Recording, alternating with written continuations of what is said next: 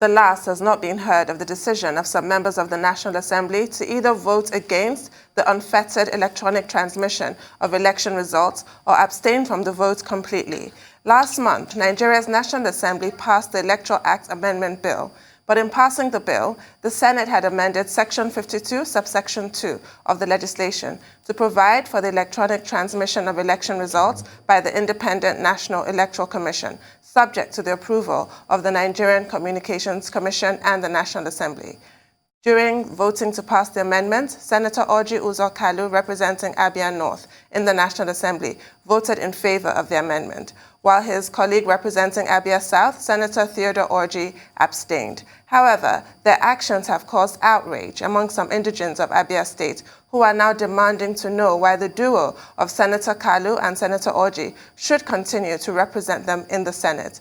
Leading this charge is Sonny Iroche, convener and national coordinator of Abia League of Professional Initiatives. He will now be joining us to tell us how far the group intends to go and if its members intend to push for the recall of both senators. Good morning, Mr. Iroche, and welcome to the show. Good morning, Tundu. Good morning, Dr. Abati. Good morning, Rufai. Morning. Good to see you all again. Morning. Good to see you. It's also good to have you on the program. Thank you. But you are here in your capacity as convener and national coordinator of Abia League Professionals Initiative. But when your group issued a statement commending Senator Eyinaya Abaribe on the issue of electronic transmission during the consideration of the Electoral Act Amendment Bill, and then you condemned Senator Orji Kalu for being absent and for making the statement that there is no internet connection in his part of the country. And then you condemned Senator Theodor Orji for making himself absent. Most conveniently, some of those people who went to the toilet when a matter of urgent national importance was being considered. Senator Theodor Orji responded by proxy to say your group should not be taken seriously, that this is a faceless group. You are here, we can see your face, but it is the Abia League of Professional Initiatives, a faceless group. Are you a ghost here to talk about something that you should not be pulling the legs of Theodor Orji over? Well, let me make some corrections here. Ex-Governor T.A. Orji represents Abia Central, which is where I come from, not Abia South, as Tundu alluded to. On saying we are faceless, it goes to show you the mentality of the senator who sees a group that is chaired. The chairman of our board of trustees is ex-Major General Ike Nwachukwu, retired, ex-Senator Major General Ike Nwachukwu, who was several times Minister for Foreign Affairs, Governor of Imo State, that had today Ebonyi, Abia, and still Imo State as governor.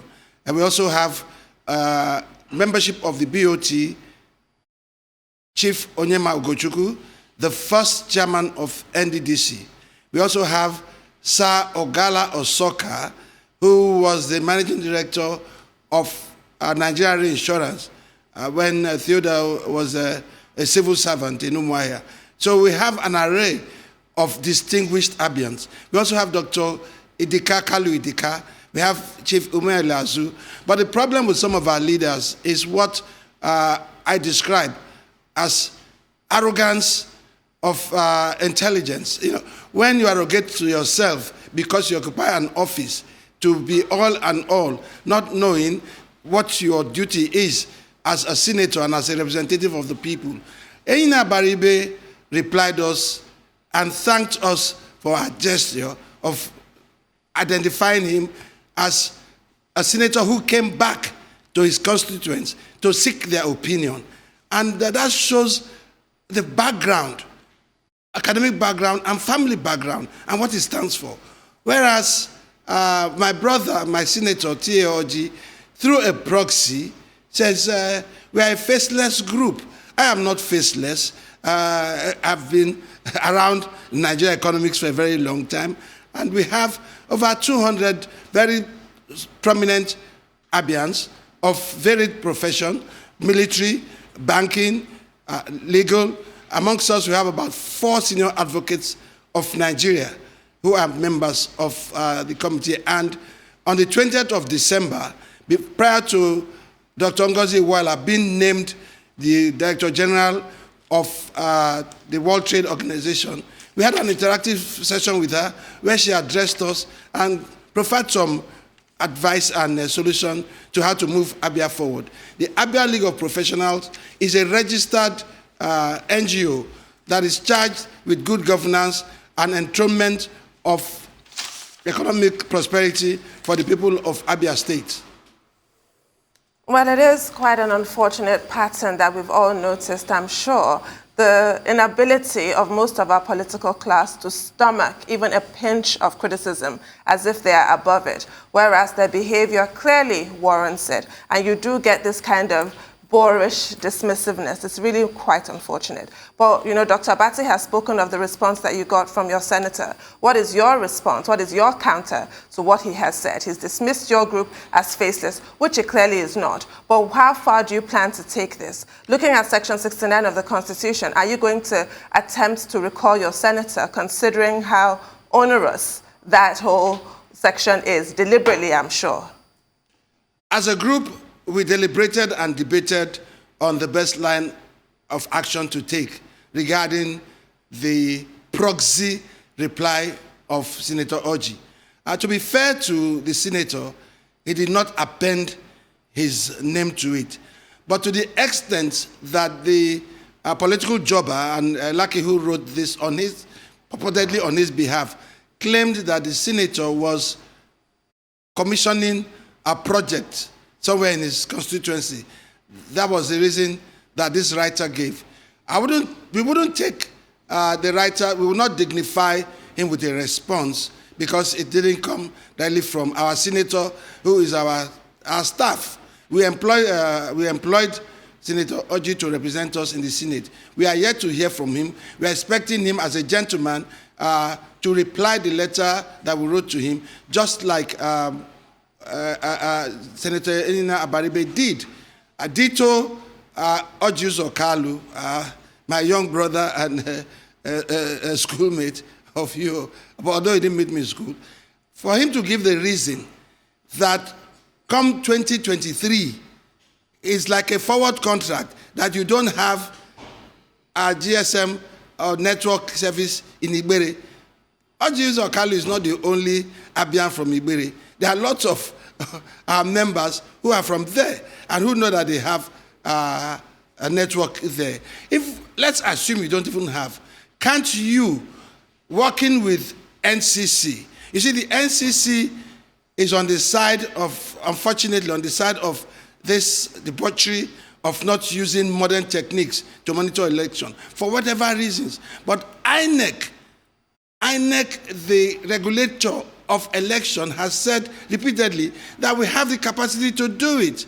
But NCC now wants to arrogate to itself the power of an independent National Electoral Commission. So why don't they just drop that independence from INEC? INEC has said time and time and again, they say on the floor of the Senate, that we have the capacity to conduct electronic transmission of election results. So why is NCC, if NCC thinks that this is not so, let them not now tell those operators to roll out their 4G or their 3G to Igbere and to all nooks and crannies of Nigeria. I recall, as Central Bank, as a regulator of the banking system, insisted that most banks in Nigeria should have their branches in deep localities so that the banking system can get to the unbanked and the unreached people.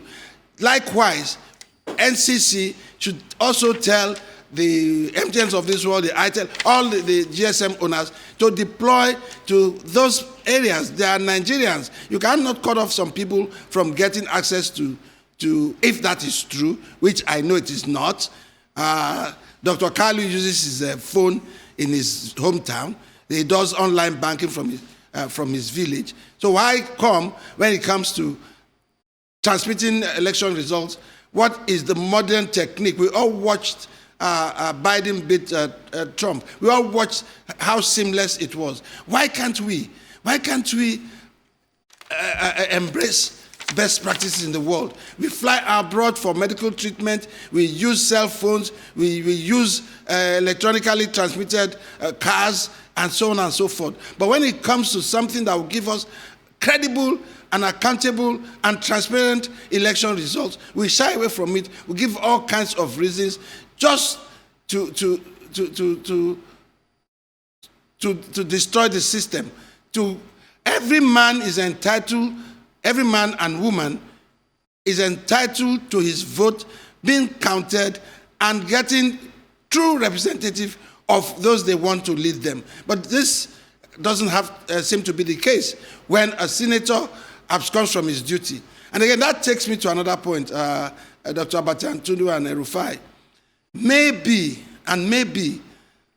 the Nigerian people should demand from our senators and our representatives that their pay shall be like a sitting fee. If you don't sit in the Senate chambers for any day, then you are not paid for that day. It should be pay as you serve. That way, Theodor Orji's lackeys will not be telling us, Abia people, that he was busy commissioning a project when such a vital issue like the one we are discussing was at play in the National Assembly.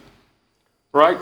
So you've been able to establish to us the fact that there's actually network in the village of Senator Orji's or Kalu. And if possible, is there 4G network there? More than 3G network? Can you confirm to us? Because you said you have other people in your association that are from his village.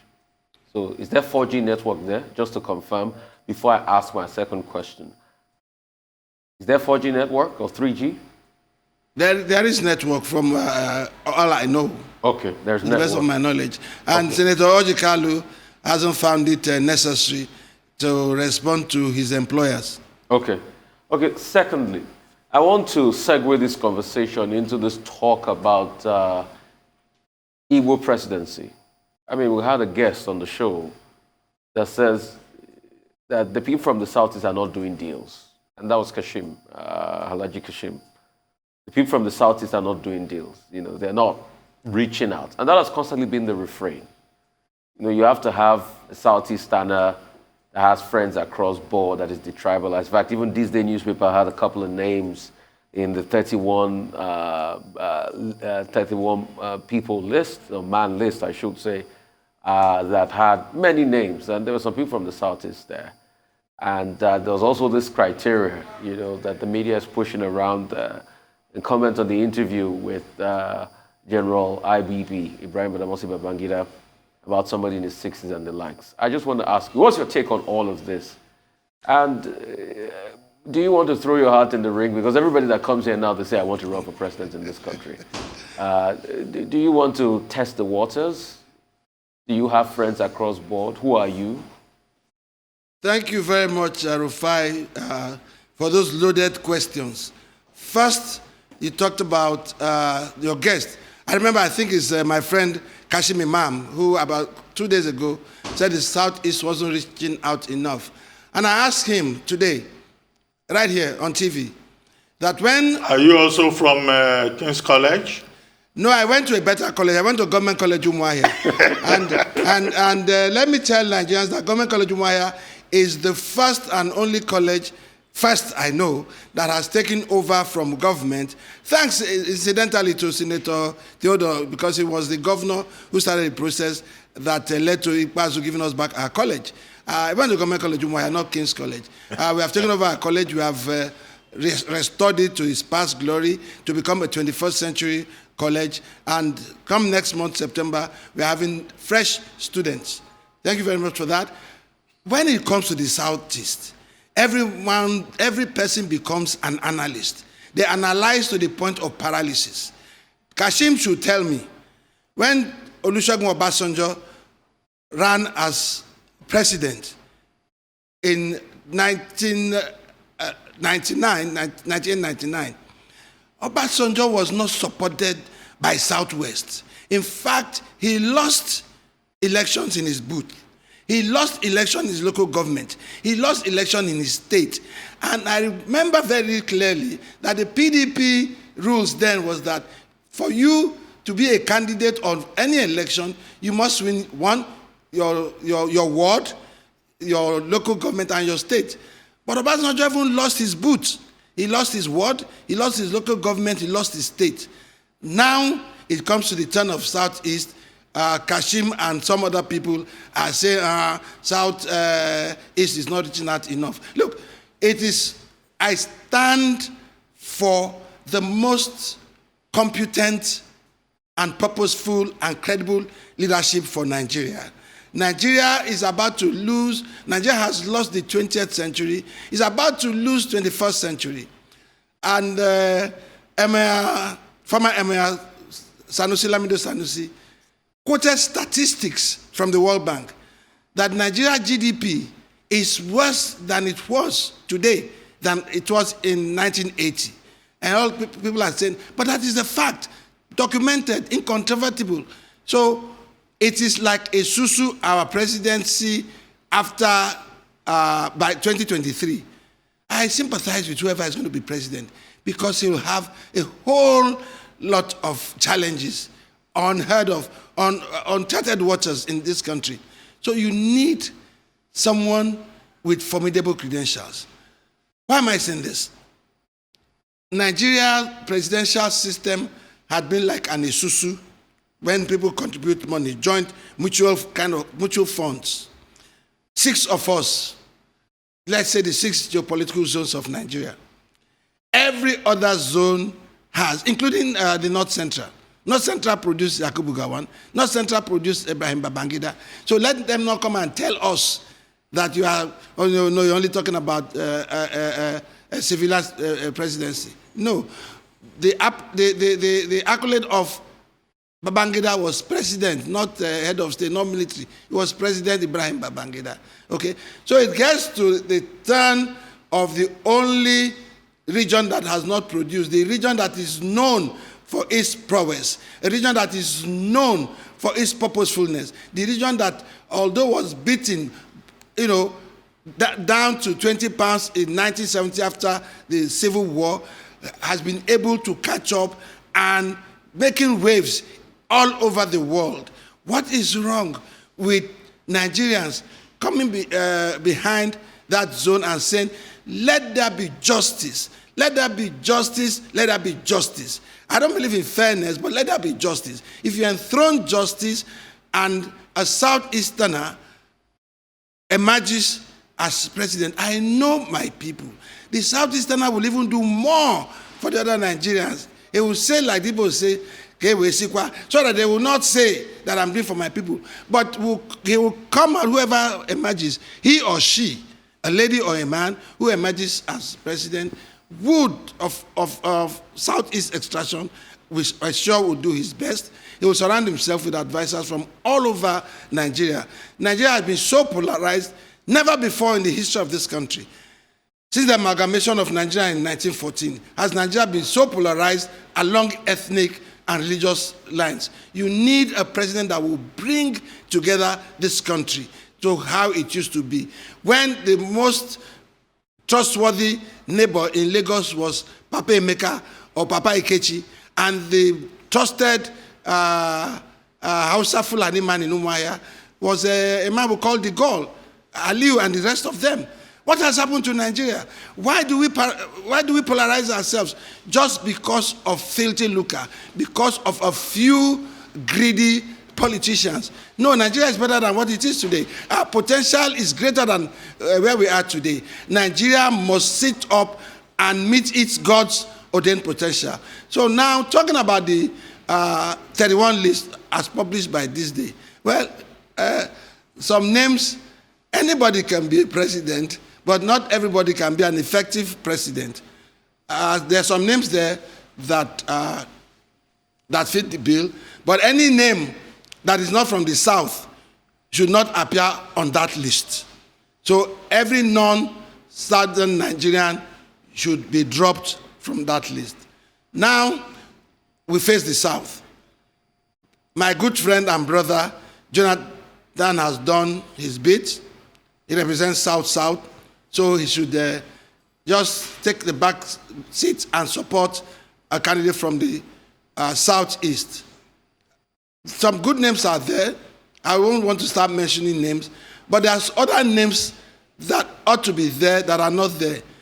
Presidency of Nigeria is not on the pages of newspapers. Yes, they are right by saying the Southeasterners should reach out. I am aware that my younger brother and schoolmate Kingsley Mogalu has thrown his hat in the ring. He's been crisscrossing the country, and recently Samuel Abunwa has been crisscrossing the country.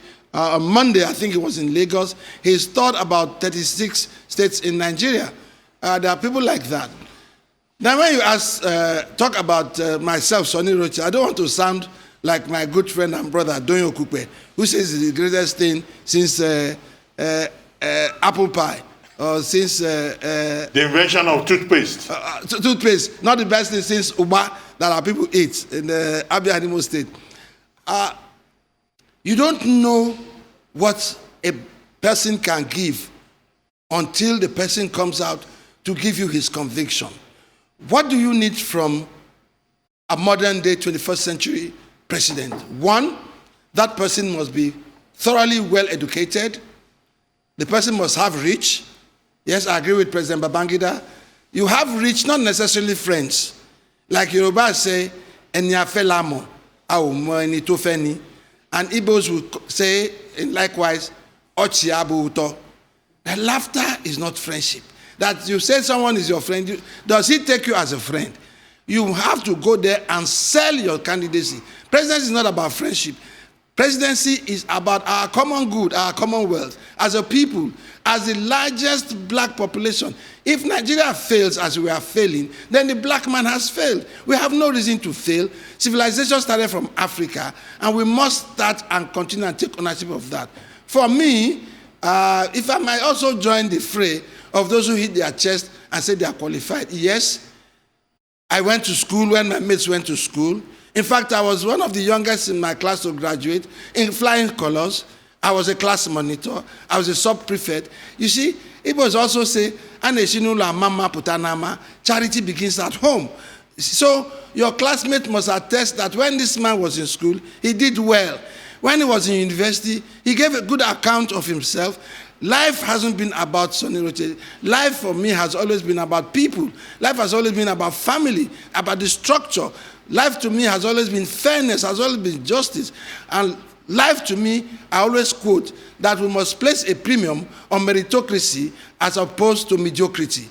Life to me also, Dr. Abate, I'm coming, yes, is that the task of nation building is a mutual responsibility between the young and the old contributing experience and maturity, and the young collaborating with audacity and diversity. That is what nation building is all about. And if it comes to that, I say, yes, I can do it. I've been involved in foreign policy. I was involved with General Ikemachukwu as foreign minister, where we crafted the economic diplomacy. It should be about Nigeria. It should be Nigeria first. The way this matter of the presidency in 2023 is going, I think I may be tempted to also throw my own heart into the ring. Because if it's about academic qualifications and beliefs and all of that, I also want to run Nigeria. And you have been in Aso Rock too, just like doing... Yes, okay. No, look, Dr. Donyo Okupe is very serious about the matter. Yes. And I don't think we should take the fact that he's interested as a joke. He's very serious about it. It's not a joke. All of us, we want to rescue Nigeria. We want to be part of it. Maybe the rest of you should just come together and say, Ruben, go there and represent us, since you know the environment quite well. Why not? But I'd like to make a point about your listing of those who have been president of Nigeria. I get your point about 2023 and Southeast presidency. But you left out Johnson, Thomas, Omonakwe, Aguiyi Nronsi. an Igbo man who has been at one time leader of Nigeria, but I know the politics around that. But on the issue with which we started, which is electronic transmission of results, what's the editorial position of the Abia League of Professional Initiatives? Because I guess you are not just speaking for yourself, you're speaking for a group. Why do you think that electronic transmission or the deployment of technology is important for 2023 general elections? Like I often say, there is no Nigerian way of flying a Boeing 747, which means that there is no Nigerian way of doing anything. All over the world, the civilized and advanced democracies have employed electronic transmission. When we used it for the, I think, Ondo election and the Ondo and Edo elections, they were fantastic. And everybody, even Oshomole himself, who was opposed to Godwin Obaseki, agreed that this was transparently done. We are talking about digital as opposed to analog.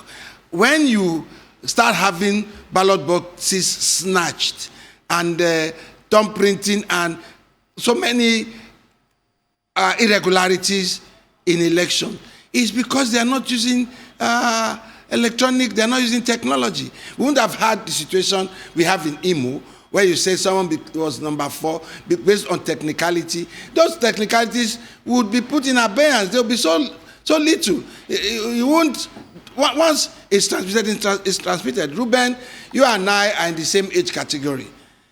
Sometimes in the 80s, when you pick up a telephone, to get a dialing tone was an issue. Now you have your GSM, you don't have dialing tone issue. And I can tell you seriously, when I was in International Merchant Bank in the 80s, we were looking for a head office. We couldn't go to Lagos Island because the people didn't get dialing tone. And Victoria Island didn't have too many people applying for telephone lines. That was what informed King Banigo, then our managing director, to cite our Blue Glass head office by Babbage. So it's the same thing. You want efficiency, you want transparency, you want accountability. So we, as a group in Abia Professionals, we know that we should be guiding our people right. And our people want it.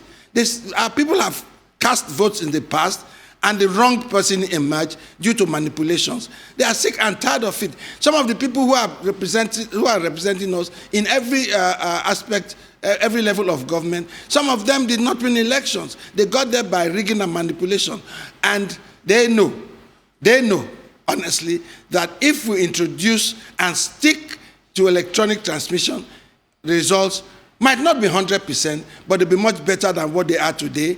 And they will keep improving. Rome wasn't built in a day, they'll keep improving. And you did mention my own uncle, General Johnson Thomas Umunakwe Aguironsi from Umuahia. He was there as a military contraption for only 6 months. He could barely, what can you do in the life of a nation? He was still trying to douse frayed nerves after the 1966 coup. So he wasn't prepared, he wasn't trained. The army in their days was an army of pure professionalism, of soldiering, of being soldiers. And he gave a good account of himself in the Congo and when the Queen came to Nigeria. So let's leave that as part of our history. But you mentioned him in context of an Igbo president. No, a president for 6 months is like comparing him with Shoneko. Well, I mean, I brought that up because you mentioned General Yakubu Gowon. Yakubu Gowon was there for 9 years, 9 good years. Anyway, thank you very much, Sonny Iroche, for joining us on the morning show. Thank you very much indeed.